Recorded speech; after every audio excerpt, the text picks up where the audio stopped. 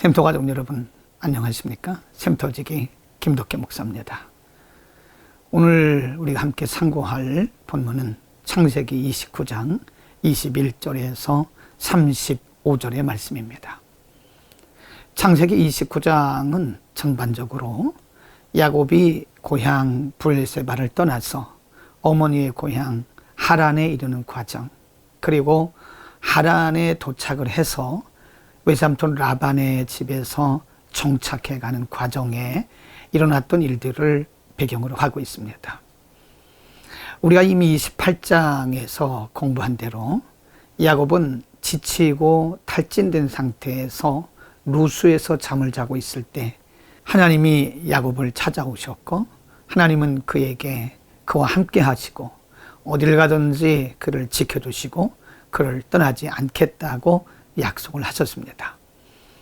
하나님께서 약속하신 대로 하나님께서는 루스에서 하란까지 야곱을 안전하게 인도하셨고, 이제 하란에서 외삼촌의 집에서 점점점 생활이 안정되어 가면서 정착되어 가고 있는 것입니다. 시간이 흐른 후에 외삼촌 라반이 야곱에게 이렇게 묻습니다. 14절 말씀에 보면 라반이 가로되 너는 참으로 나의 골욕이로다 하였더라.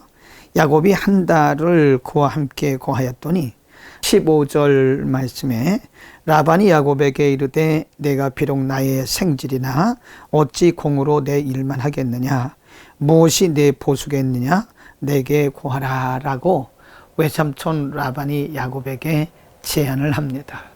비록 조카이긴 하지만 공수로 보낼 수는 없다는 것입니다. 그리고 16절과 17절에 외삼촌 라반의 두 딸에 대한 말씀이 있습니다. 16절 라반이 두 딸이 있으니 형의 이름은 레아요 아우의 이름은 라헬이라. 17절 말씀 레아는 알력이 부족하고 라헬은 곱고 아름다우니. 18절 말씀 야곱이 라헬을 연애함으로 대답하되 내가 외삼촌의 작은 딸 라헬을 위하여 외삼촌에게 7년을 봉사하리다 라고 외삼촌 라반에게 야곱이 선언을 합니다. 자신이 사랑했던 라헬, 외삼촌의 딸 라헬을 위해서 야곱은 7년을 하루같이 수일같이 여기며 열심히 수고했습니다. 야곱의 수고에 대해서 20절에 이렇게 말씀합니다. 야곱이 라헬을 위하여 7년 동안 라반을 봉사하였으나 그를 연애하는 까닭에 7년을 수일같이 여겼더라 라고 말합니다. 이제 7년이 지나고 외삼촌 라반이 야곱에게 약속을 지킬 시간이 되었습니다. 그러나 21절 말씀에 보면 야곱이 라반에게 이르되 내 기한이 찼으니 내 아내를 내게 주소서 내가 그에게 들어가겠나이다. 22절 말씀에 보면 라반이 그곳 사람을 다 모아 잔치하고 23절 저녁에 그 딸 레아를 야곱에게로 데려가매 야곱이 그에게로 들어가니라 라고 말씀합니다. 분명히 야곱은 자기가 사랑했던 라헬을 아내로 달라고 말했고 외삼촌 라반도 그렇게 동의를 했습니다. 그러나 7년이 지난 후에 막상 때가 되었을 때 외삼촌 라반은 라헬을 준 것이 아니라 레아를 그의 아내로 들여보냅니다.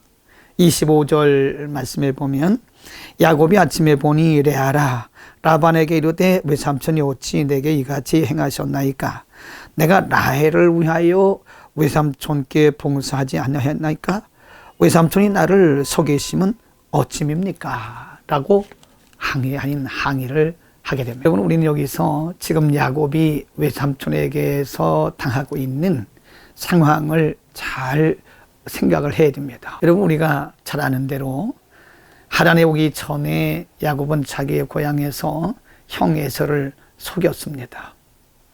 지금 야곱은 에서를 속인 것에 대한 대가를 지불하고 있다고 보는 것도 맞습니다.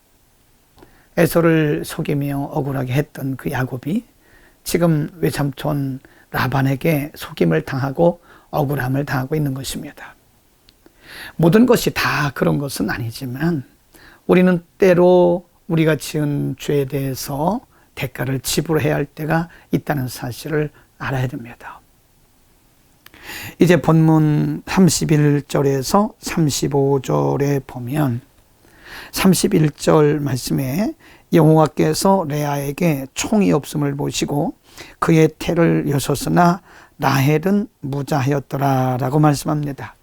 32절 이하의 말씀에 보면 레아를 통해서 4명의 아들을 낳는 장면이 나오고요. 31절에는 라헬은 무자하였더라. 그는 아이를 가질 수가 없었습니다. 우리가 방금 읽었던 대로 17절 말씀에 보면 레아는 알력이 부족하고 라헬은 곱고 아름다우니 라고 말씀합니다.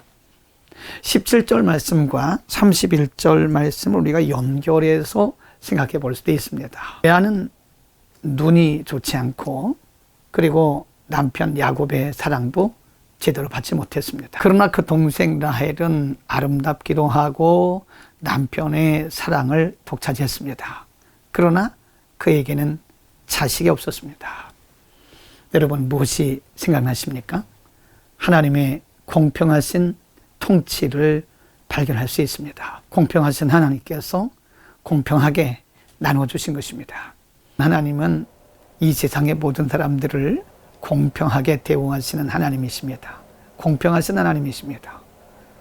한 사람에게 모든 것을 다 주시지 않습니다.